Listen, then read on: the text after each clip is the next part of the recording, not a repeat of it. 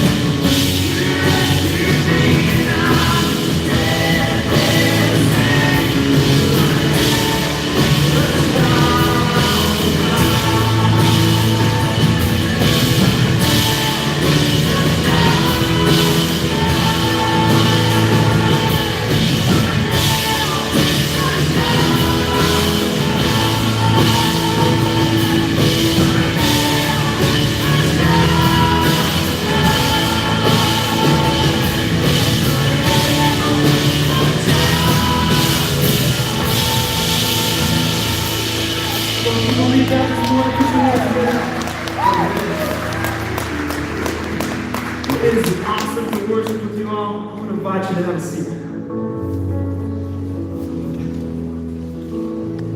Well, if you had the opportunity of joining us last weekend, you might have heard some of the excitement behind our student night launch that's coming up this Wednesday.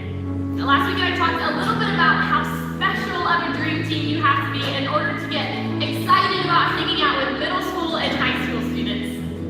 But what I didn't dive into last weekend was some of the unique things that God has been revealing to me about the members on our student ministry team. You see, each individual, each leader on that team has been gifted and wired in a unique way to have such an impact in the lives of so many students. Now, I want to share just a few of those stories with you guys today. You see, Megan serves on our student ministry's dream team. And although she's been serving for quite a while, Megan has just recently entered into one of the busiest seasons of her life. One of Megan's top spiritual gifts is encouragement. And although she sits in one of her busiest seasons, Megan has not missed an opportunity to encourage and inspire the 7th grade girls that she leads on a weekly basis. I'm so glad Megan is on our team, and I'm so excited to continue watching the way that God uses her spiritual gifts to help those students take next steps. Eric is on our dream team, and Eric has been gifted with the unique spiritual gifts of hospitality and giving. And God, through Eric, pairs those spiritual gifts together and maximizes them in such a cool way. I love watching Eric invest in student ministries because he is passionate about creating an irresistible environment where students can come and they can invite their friends so they can hear about Jesus and the life-changing adventure that he wants to take them on. Another leader on our team, her name is Rachel. And Rachel has been serving for quite a few years. One of Rachel's top spiritual gifts is faith. Rachel graduated grad school back in May, and she moved back to Chicago, where her family is, to live with her family for the first time in a few years. But what she didn't realize after moving back home is that because of the gift of faith that she has been wired with, God would soon place it on her heart to move back to Toledo, to come back to this church and this community, not for a boyfriend, not for friends, not for a job, but because of the students here and the impact that she has on their lives. I'm grateful that she has a spiritual gift of faith and that she's willing to open-handedly trust God with the adventure that He's taking her on. You see, every single leader on our student ministries team has been wired this way and is able to live out the purpose and the dream that God has for their life because they know what their spiritual gifts are. My concern is that many of you are sitting here in this room. You don't know what your gifts are. You don't know how God has wired you. And maybe because of that, you're not fully able to step into the dream that God has for your life. But another thing I know is that each and every one of you in this room, God wants to use you in this community to make a difference. So I want to invite you today to have a conversation. I know that might take a little bit of courage and a little bit of boldness, but I'm going to be in the lobby after this service. You can talk to anyone at guest services, you can talk to myself or anyone wearing a lanyard. And if you decided maybe you want to step on to the student ministries team, man, I would love that. But I understand that God's dream for everyone isn't just student ministries. That would be awesome. But whatever it is for you, whatever you're passionate about, I want to invite you to have a conversation because we have a team of people who desires to come alongside you to help you figure out the dream that God has for your life and the purpose that He has for you to make a difference. Well, at this time, we're going to jump into our message series that we're going to be wrapping up today. So I want to invite you guys to grab your message notes, fire up your Cedar Creek apps, and lean in so we can learn together.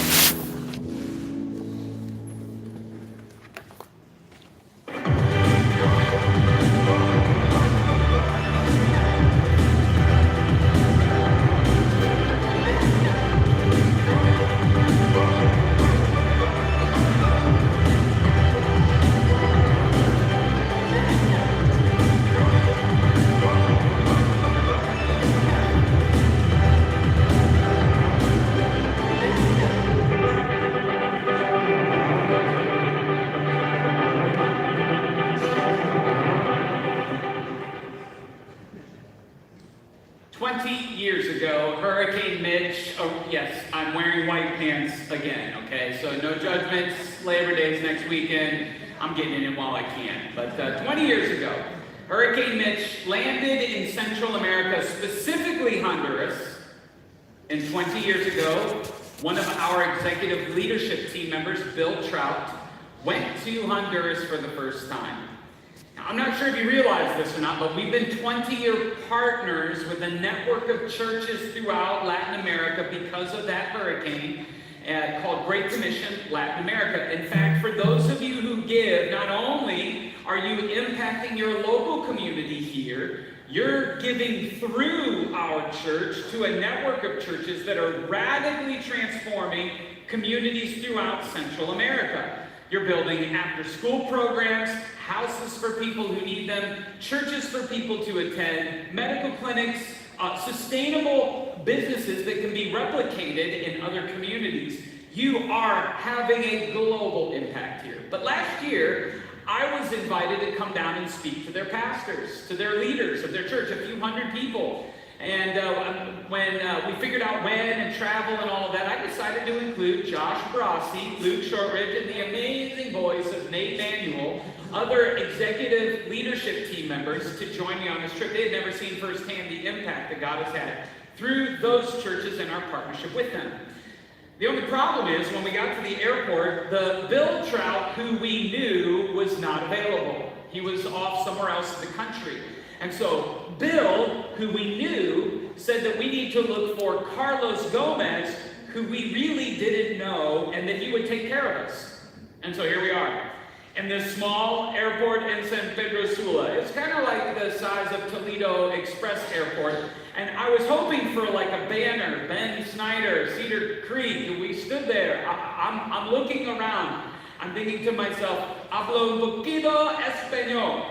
For those of you that don't speak Spanish, I just said I speak a little Spanish, because that's all the Spanish that I speak. Like, hola, hello, muy bien, very good, malo, bad, you know what I mean? So I speak a little Spanish, and I'm waiting, and pretty soon, Carlos Gomez comes around the corner. I think we stick out. And he identifies us, and I remember seeing his face. He gets the car, we get in the car, we load up our luggage, and we're on a 3.5-hour drive to La Ceiba. Now, if you've never ridden in Honduras in a vehicle, for those of you that need to drive or have like, driver's side, passenger side driving, you just need to avoid the country, okay? It can be frightening. It's an adventure all of its own. And while we're driving along, I'm doing fine. I'm connecting with Carlos. We're sharing life. And I said, hey, we're going to be here for a couple of days. Do you have, what sorts of things are fun? What do you enjoy? Is there an adventurous place for us to eat? That's legitimate for us to eat, that's not going to ruin me for the next 3 days, And he looks at me in the midst of this conversation, he goes, do you have $100? I'm like, wow, man, we just met. Wow, that's impressive. But the spark in his eye led me to ask the next question. I'm like, why? He's like, looked at his watch. It's like, we have time to take a boat ride to an uninhabited island. He says, it's amazing. Now, if you're thinking Roatan, it's not Roatan. He's like, it's amazing. And so before he can finish amazing, I realized we are at this crucial moment that maybe you've experienced before. It's this moment where you have an opportunity that you're not sure, but there's a maybe. It might be worth it, but here's what you're thinking to yourself. You're thinking you can go, or you can say no. You can go at this point like, oh, let's move forward, or you can be like, not for me. Here's what I want you to do. I want you to look at the person next to you or the person around you, and I want you to say if you're a go person or a no person. Go ahead. To the person next to you, whoever you're with, are you a go person or a no person? Now listen, I didn't start saying share your story, okay? I got the microphone, so let's bring it on. Let's bring it on, okay? Now, how many of you are go people? You're like, let's go. How many of you are like, I'm not always, yeah, that's right. You're the reason why we're still here, okay? So, don't feel any disrespect. But, so I'm a go person. Before he can finish the word adventure, I'm looking in the back. The rest of the guys want a part of the conversation. I'm like, Josh, Nate, Luke, we got an opportunity. I need $100. Anybody have $100? And Luke pulls out his wallet. It's like this thick. I don't know how people operate with that kind of wallet. It's like this thick, and so he's opening it up before he can even open it. I literally take the wallet from him, pull out $100 and give it to Carlos Gomez. 10 minutes later, we pull over off some town, we're by a beach, he's out of the car, he's talking fast Spanish to a couple of young guys, like way younger than me, and he's like, all right guys, you need to change, you need to get in clothes so you don't mind getting wet, so it's like all of this stuff, and we start making our way down to a bunch of, we barely know Carlos Gomez, and we're going to get on a boat, and in fact, I captured some of this on video, so let's watch. So here we are in Tela, Honduras. This is the beach. It's actually a national holiday right now, and you can see we got beautiful weather here, up and down the coast. We're going to be taking one of these little air banana boats. Sounds a little risky to me. But that island, you can just kind of see it where there's some uninhabited ocean reef. Carlos Gomez says it's amazing. And so, being that I'm a 7 on the Enneagram, I couldn't resist. So, adventures away. These are some bigger waves than they were about a few minutes ago, so this could be an adventure.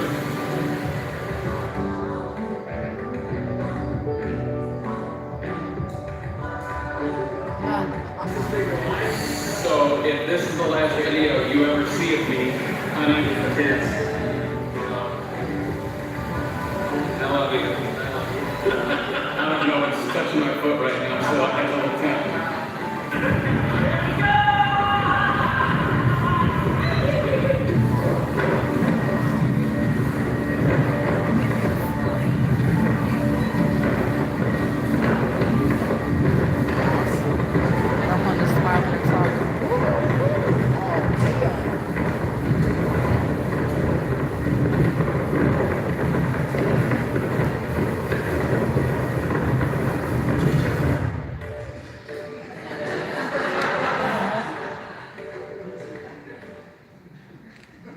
So the first question, could you see the island? No, neither could we, okay? Whatever you thought was the island, that was the coast.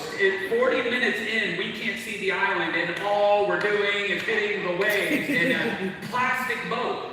Like, I'm thinking to myself, at any minute, this boat is going to break in half. In fact, there's no padding on these seats, so my rear end is telling me at any minute, I might leave you behind and jump off this boat, okay?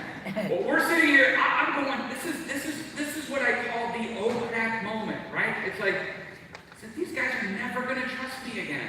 And I'm going to say, hey, we have $100, and they're going to be like, no, it's 90. You remember that boat ride? I'm not following you anywhere. Do you see the smile? This is a fake smile. This isn't even a real smile. That's how long is this going to last? The sun's in my eyes, and the wind's in my eyes. We're in so much pain. It is dead silent. And then to make matters worse, I'm like, we're going to crash out here. The boat's going to break in half. And I don't have any identification on me. Nobody's going to know where I'm at. I'm just lost at sea. You know, this is bad. And I don't know if you've ever had experiences like this, but at this point, I'm ready to turn back. I think the adventure turned into a terrible idea. And what we don't typically remember in these moments is this. That the not my favorite moments, whatever they are, this is not my favorite, it was not our favorite boat ride, okay? Not my favorite moments often become our favorite stories to share. And so sometimes we try to miss the not my favorite moment, and yet what we don't realize is the stories that we share are the ones that have pain or tension involved. I mean, think about this. Have you ever been to a movie where it started and it's like, hey, here's the family, here's the person, the character, here's their dream, they accomplished it all, no problem, and everyone was happily ever after. I mean, you know what those are called? Children's books, and they're boring. I have to read them every night to Mary. You know, it's like, I don't want to watch the movie again. Why? There's something about the problem or the pain that gives the story, gives your story its power. And so in the midst of this boat ride, in the middle of my oh crap moment, I'm thinking to myself, this better be worth it. And it didn't seem like we were ever going to arrive until the waves calmed down. We pulled up next to the island. And you know, if you've traveled, you may have been near islands that resemble this or that are more beautiful than this, but it was just uninhabited and organic. And the reef, that they pointed to the reefs underneath the water. It's one of the largest, I think I'm getting this right, brown reefs in the world. This is an endangered species that you're looking at here. In fact, they're flying people in from Australia to try to figure out how to transplant some of that, to repopulate the reef there. So this is a rare sight. I'm thinking to myself, okay, beautiful island, and the reef is really nice, but I don't know that it was worth an hour pounding, for the boat just to see this. And then we came around the corner, and we pulled into a lagoon. The story goes that the Spanish Armada would hide inside of this lagoon to try to catch pirates as they were traveling around Central America. I'm like, where's Captain Jack Sparrow? This is pretty cool. You could hear the monkeys, the natural inhabitants of the monkeys calling or grunting to each other. The birds were beautiful. The different animals that we got to see, you'll never see in Northwest Ohio. So we're up and down the beach, and I remember getting back to the dock after this was all done.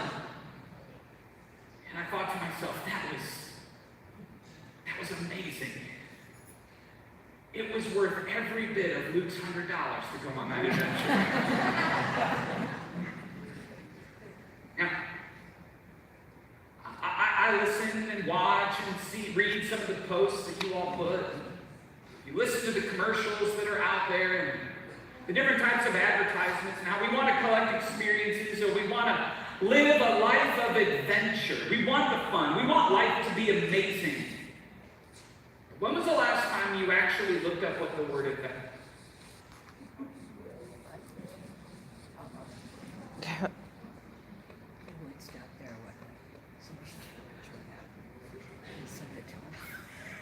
When it freezes, it always freezes on the.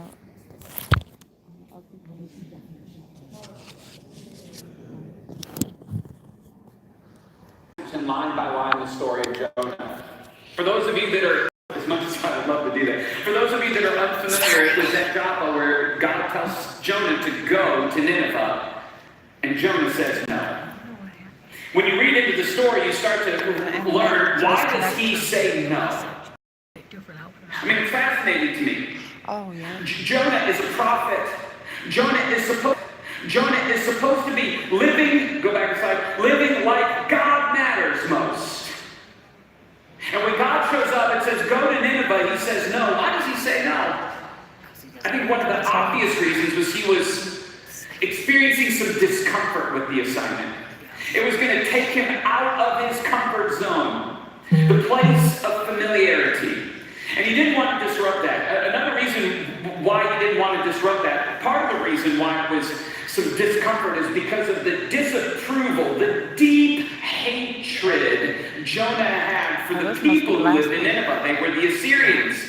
And the Assyrians were a brutal, ruthless, inhumane group of people that had enacted all sorts of tragic things upon his own countrymen. And so here, Jonah is practically a racist, angry at these people, and he's like, no, that's the last place on the earth that I would want to go.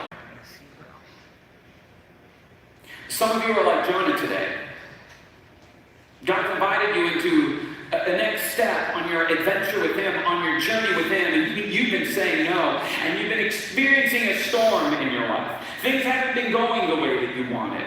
Or maybe there's been this turn where you're a captive, you're being moved, it's like something unexpected. There's this gracious pressure in your life where God shows up because he's shoulder to shoulder with us. Because he knows the adventure in the long run is worth it. And as the story goes, after 3 days in this fish, Jonah finds himself on the shore again, and God says, all right, it's time to go to Nineveh. And this time, Jonah goes. He goes and he delivers on the message that he needs to speak to this entire group of people. And unlike any other prophet, they all listen. Jonah is the most successful prophet in the Old Testament. In terms of people responding to his message, almost every other prophet was ignored, was beaten, was abused, and Jonah has a huge, monumental God moment in front of the king and all of the people, all of these Assyrians, all of these Ninevites. It's a powerful moment. That's what happens when we begin to go on adventures. Something something amazing takes place. 800 years after Jonah, near that same area, in the city around, in the nation of Israel, a guy by the name of Jesus shows up, God's son. He experiences a brutal death, burial, and then comes back to life, surprising even his closest followers. And as he's about to ascend into heaven, it's not his kingdom alone that he's going to leave here on earth. He actually looks at his followers and he gives this assignment. This is interesting. Look at what he says. Therefore go. Jesus himself, his final words to his followers was, go. That God has an adventure for you. Jesus is reminding us of that adventure. That this adventure invites you, me, the disciples to go and what? Make disciples of all of the nations, every tribe, every language, every ethnicity. Invite them, introduce them to following Jesus, baptizing them in the name of the Father, the Son, and the Holy Spirit. For those of you that have been around Cedar Creek, you know this verse is called the Great Commission. It's the mission that Jesus gave us. He wants us to teach. That's how he wants us to teach these new disciples to obey all that I've commanded or given you, all the commandments that I've given you. And here's what's interesting. Look at what he says next. He says, and be sure of this, I'm with you always, even to the end of the age. Jesus is calling us to go. He called his disciples to go, but he's not leaving us alone on this adventure. It says that he is walking with us into the bold, risky, unfamiliar territory. But that's what the adventure is all about. And so you would think, the first disciples, they traveled all over the world. But what you find is that like 7 to 9 years go by, and they've only really told their Jewish friends about Jesus. That's it. They took Jesus' big invitation to go, and they went to their neighbors, and then they said, no further. I think we're good. And in Acts chapter 10, in that familiar city of Joppa, Simon Peter is in this same place. In the same place where Jonah was told to go to Nineveh, Simon Peter finds himself over there in that far corner where you see the little circle. He's staying with a friend named Simon the Tanner. There's a little landmark that marks this space today. He's waiting for lunch. He had been on the journey, traveling around Israel, visiting different Jewish Christian communities. And while he's getting a power nap in, he has this dream of like a tablecloth descending from heaven. And on the tablecloth, there's some bacon and shrimp cocktail and a cheeseburger, and along with a milkshake and all of this, essentially non-kosher animals. And this voice says, eat. And Peter responds to this voice and says, no, God, I would never eat anything that you say is unclean. And the voice says back, do not call something unclean that I have made clean. It's peculiar. It's a weird dream. Peter has it 3 different times, and he's awoken with a knock at the door. He's like, I don't really understand what's going on. I'm kind of in a fog, like out of a nap. You know how that feeling goes, right? And there are some men at the door asking for him by name. They're asking for him to go to the house of a Gentile, and Peter's facing the question. In Joppa, will I go or say no? Will I go and follow these men into the house of a Gentile, a non-Jewish person, that Jews considered unclean and inappropriate? Will I go or say no? And do you know what the story tells us? Is that God's Spirit says, go with these men without haste. And so he shows up at the house of Cornelius, a Roman officer. Cornelius says, God has shown up in my life. And Peter's like, this is amazing, and introduces him to Jesus. And it's the first non-Jewish conversion in the first century church. And the reason that we are here today, in part, is because of that one moment out of that same port town named Joppa, where someone was asked to go into the uncomfortable, into a group of people that for years had been disapproved of. But he was willing to do that out of trust that God had something bigger going on than he could see in front of him. See, since the beginning of time, God has been inviting his followers to go on an adventure with him. And even though I can't take you to the physical place of Joppa today represents that same space. Wherever you're watching, however long you've been attending, God is inviting you to go on an adventure with him. And in order to do that, we have to pay careful attention to what's been going on in this blank. Because God invites us to live like His mission matters. God invites us to live like His mission matters more than any of our missions. That when we start to understand His mission, then we lean into the go instead of saying no. But when we're more concerned about what makes us comfortable, when we're more concerned about what we approve of, when we're more comfortable with what we think is trustworthy, then we live like our mission matters most. When we live like God matters most and His mission matters most, then we start to follow in His great commission. We start to live like the church matters most. And by church, I don't mean building, I don't mean lights and this 1 hour service. I mean a movement of people that are on this incredible journey with Him, where we look at our world differently, we look at our life, we redefine our mission to reflect God's mission. And that's your bottom line for today. If you're taking notes, I want you to write this down.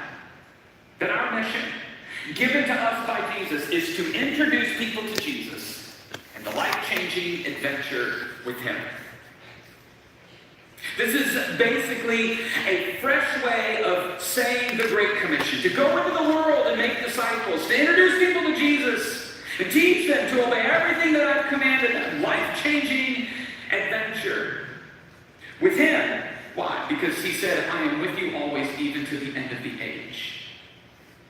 For those of you who've been around Cedar Creek as long as I have, you know that we have talked about our mission here. And over the years, we've even refreshed the language around our mission. Our most recent mission statement that we've had for probably a decade is the love, serve, tell.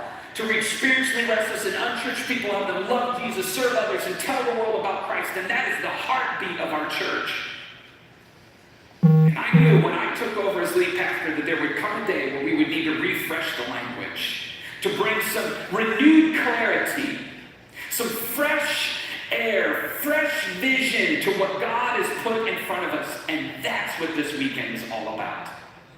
And so for those of you that were here in these rooms when I stood in front of you and say, welcome to the new core, this is the new, refreshed, passionate vision and mission that God has put in front of us. For those of you that have just started coming since I've been lead pastor, I want to clarify for you publicly for the first time the fresh language around the mission that I believe God has called every single one of us into. And the words that you put in your notes are the words that I think are the most important, the focal point words of our mission statement. The first word that's most important is Jesus. Because we follow someone who moved towards God. Christianity, or being a Jesus follower, is acknowledging what Jesus has already done for us. That what He accomplished on the cross through His death, paying the punishment for our sins, and living the perfect life that we never could have lived, that becomes our primary identity. The way that we say it is that His death, burial, and resurrection is the central event that later created what we call the Bible today. The Bible wasn't created for those things, it was created because that event is the centerpiece of everything that we believe. You've heard me say it this way: if you can predict your own death, burial, and resurrection, then you should go with whatever that person says. And so Jesus is the focal point of our mission. That there is no other name by which we can experience salvation. And so Jesus is obviously the centerpiece. But another key word is this word up here. It's to introduce.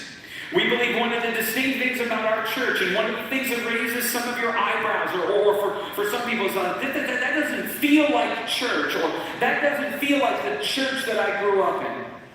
As far as I've known Cedar Creek, we are willing to do anything short of sin to introduce people to Jesus. And some of you may be wondering, well, where is that at in the Bible?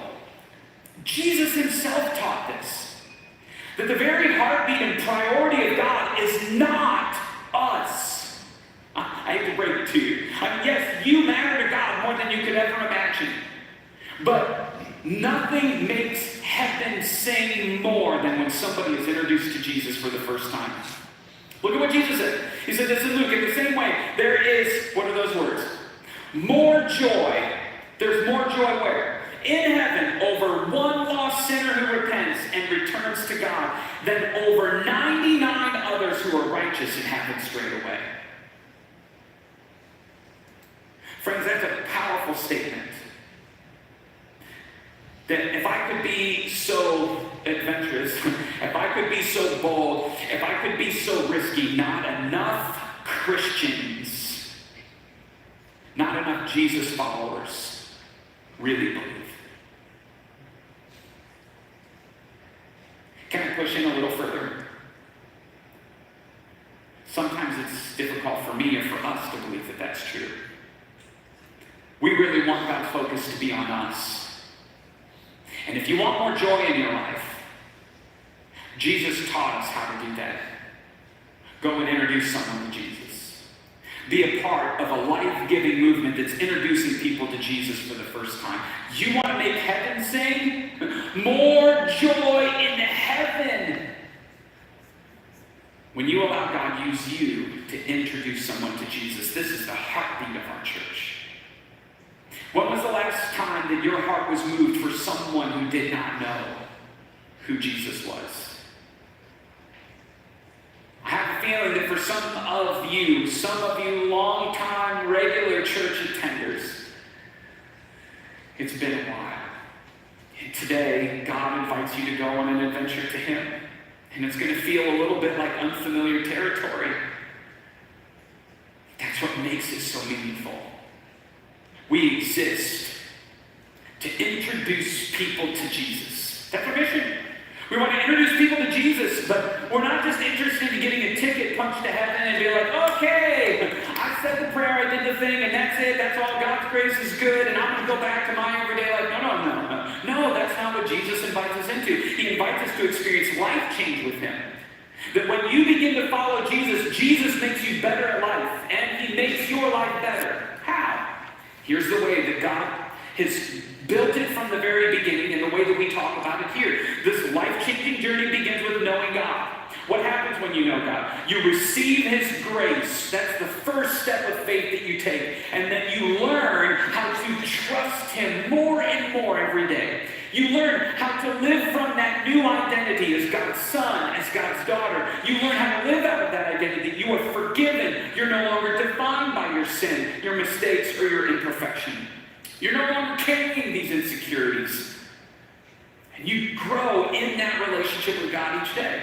As you begin to live in that new identity, you begin to find freedom from some of the guilt, from some of the hurt, from some of the shame that's defined your past to this point. You begin to find freedom from addictions and insecurities and low-grade anger and bitterness and unforgiveness and impatience.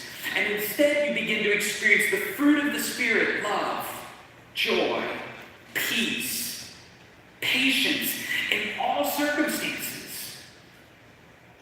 Because God is growing and changing you from the inside out. As you begin to experience freedom, you discover that you have purpose, that you're not an accident. On the day that you were born, God didn't look at you and go, what am I going to do with that one? No, you have purpose.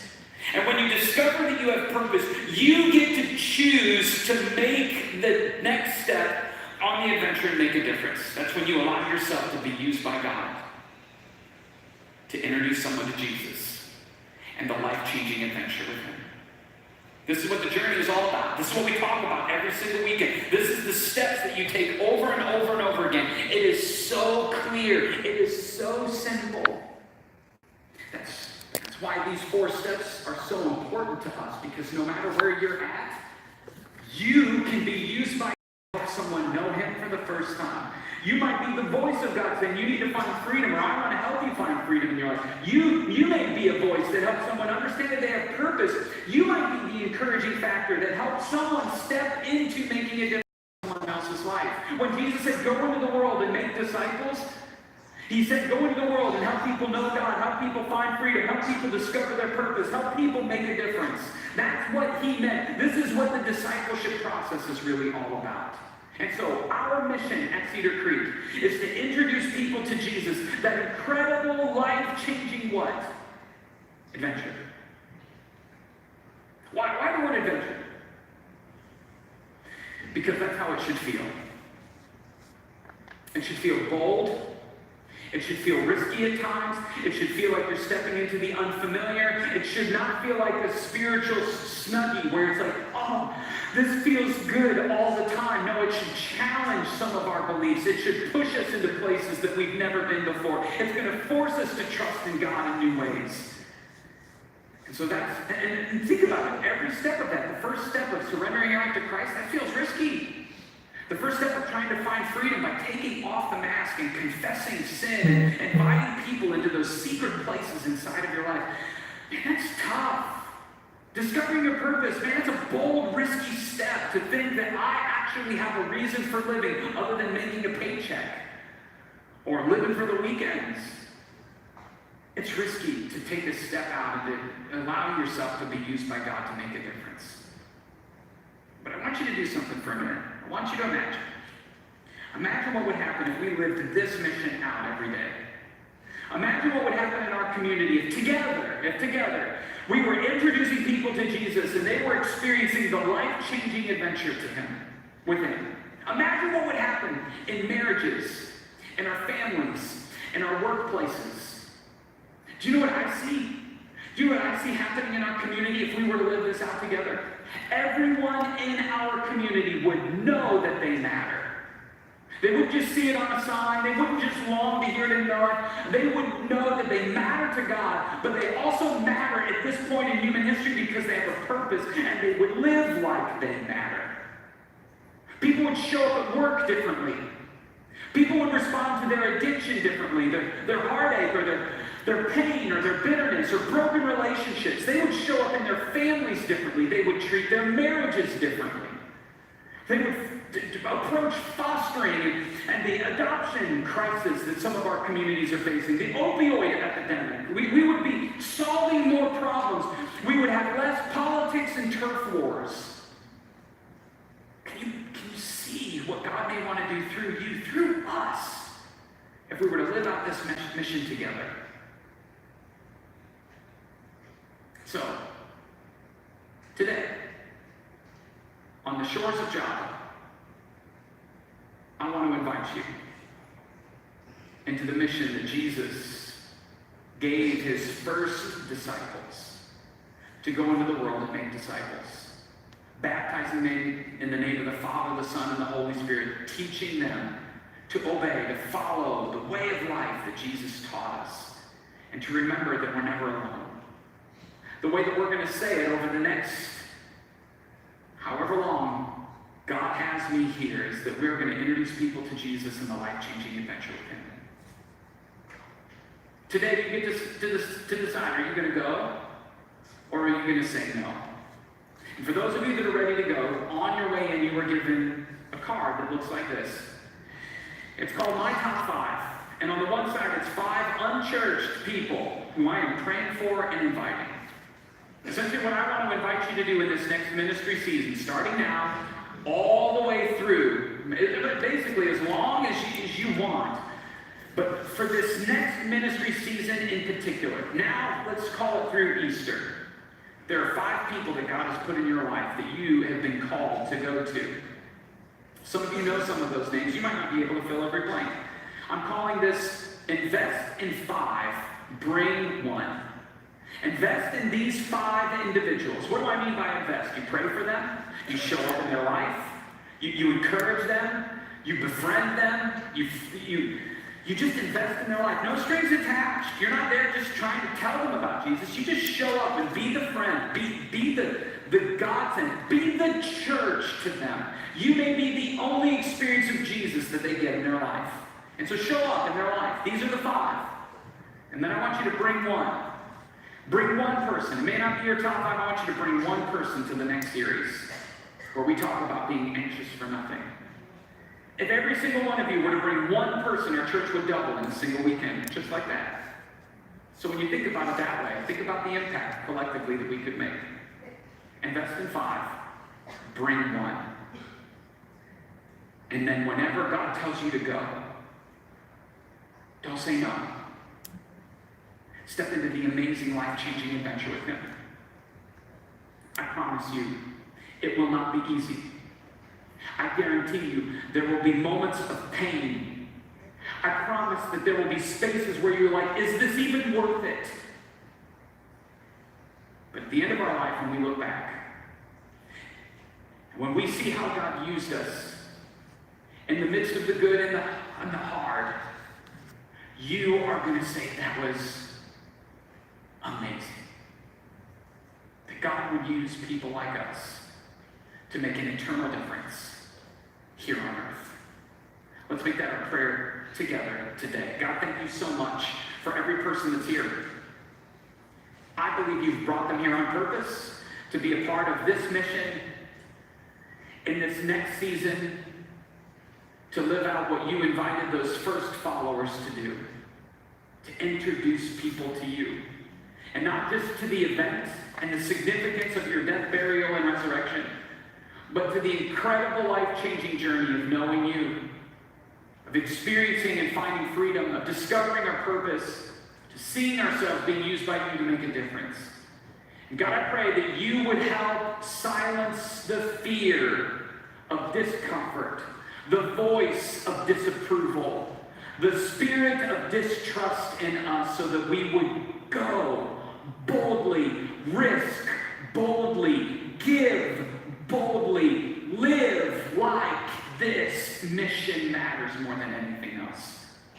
Thank you for the amazing dream team that is already on mission with us. And for the amazing people that you've brought. God, I believe you have put everything you need here to accomplish greater things in the years ahead than we've ever seen in our past.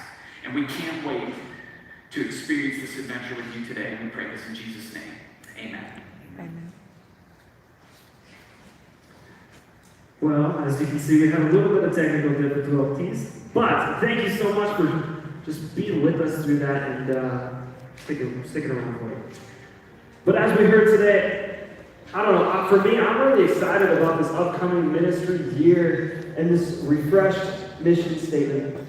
And I think for me, we've been hearing a lot about this dream team, and I look around and there's so many different opportunities to serve around here. We would love to get you connected in one of those areas. And a great place to start is Grow Track. This is just an awesome way for you to help discover your passions and your purpose. And so we would love to connect with you. If you want to stop at guest services, we can get you plugged in there. Maybe today you just need prayer. And we would love to be able to connect with you about that. We're going to have a prayer team down here to my left. You're right, and they are here every week. This is their passion and how they can serve. And so please connect with them. Other than that, we will see you back here next week as we continue on with our series. Have a good one.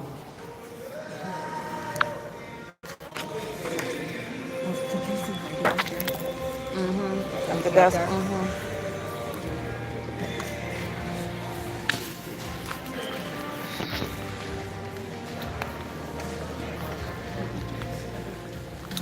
Y'all, my makeup be gone by the time I get on church.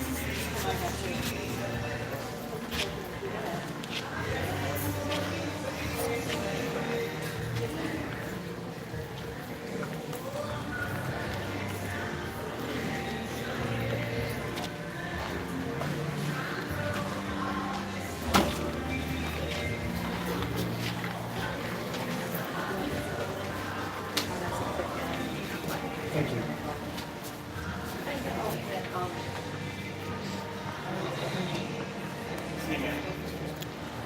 Oh, I'm going in the bathroom. Y'all, why do my makeup be gone by the time I get out of service? Because I be crying.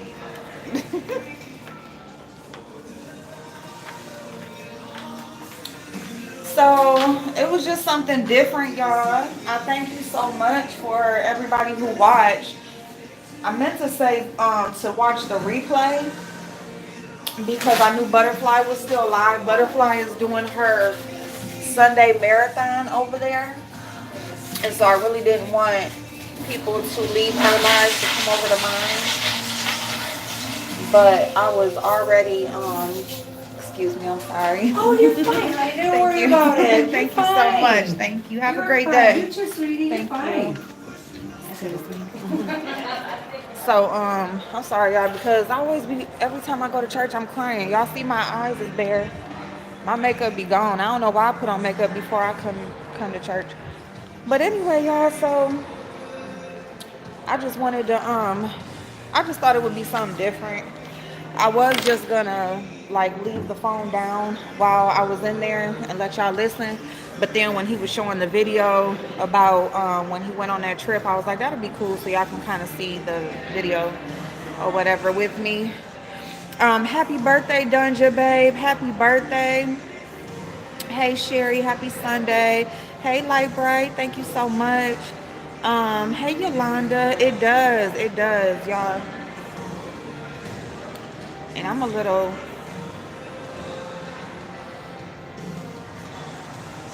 Magnolia. Boss Lady's in here. Let me see. And it's different, too. It's a different type of church, y'all. It's like... You don't gotta get dressed up like it's a dude out there right now with a tie-dye shirt on, some basketball shorts. Now I wouldn't say do that, but but you know, you don't have to worry about trying to like wear like a whole suit and tie or you know a whole outfit, whatever, you know, heels and everything. You know, you can just come and be comfortable. It shuts down in an hour. Y'all see 55 minutes and we got in there maybe about 10 minutes late. So like within an hour it's over with. Hey, Hi, how you doing? I miss you. I miss you too, babe. You look good. I like your top. I miss. Who's on? Oh, I'm on live. Say hi. This is Kimmy, y'all. I'm on YouTube. YouTube live. Hey, Kimmy. That's Kimmy, y'all. Hey, Tess. You see everybody talking, they saying hello to you. I can't see it. You see Dunn just said hello. You see? Who? Sarah. Oh, Oh, there you go. Oh, you flipped it around. Oh, wait a minute. Oh, there you go. There you go. You sorry. see it now? That's okay. Okay, I know him. Sarah, I know him. You can just like read their comments, like that's their name, and then you see it. Yeah. Oh my God. Oh, Hannah. They sat and listened to church with us. I see one man out here. What? Oh, there it goes. If it goes away, you just touch it. Touch it? Yeah. Where are you going after you leave? You just going home? Yeah, I go home first. I go and make a fast tonight. Yep. What? Why you people say that? Because you know how like they play the church on live or online, people can watch it Yeah. through the computer instead of like if they can't come to the service themselves. Yeah, why? Yep. So there you go. Yep, there you go. Hi, friends.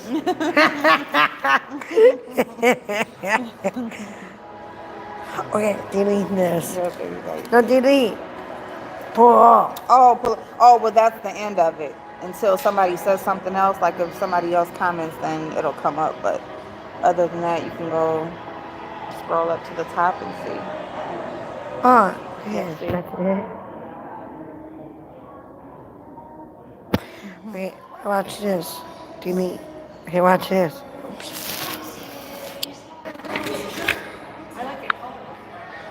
Hey, y'all. Candy girl. Hey, Candy. Why Who you go else? back? Huh? You said why I go back? Yeah. Because they're still on there talking. I don't care. Oh, you don't care? You don't do the phone things and talking to people and stuff? No. You're like, no. Well, I miss you. miss you too, boo. No. No. She said no, y'all. She's done with it. She said hi. That's it. That's all y'all get. Well, thank y'all for sitting in here with me. Hey, y'all. I'll see y'all later when I get home, okay? Have an awesome day. Have an awesome rest of y'all day. That's it.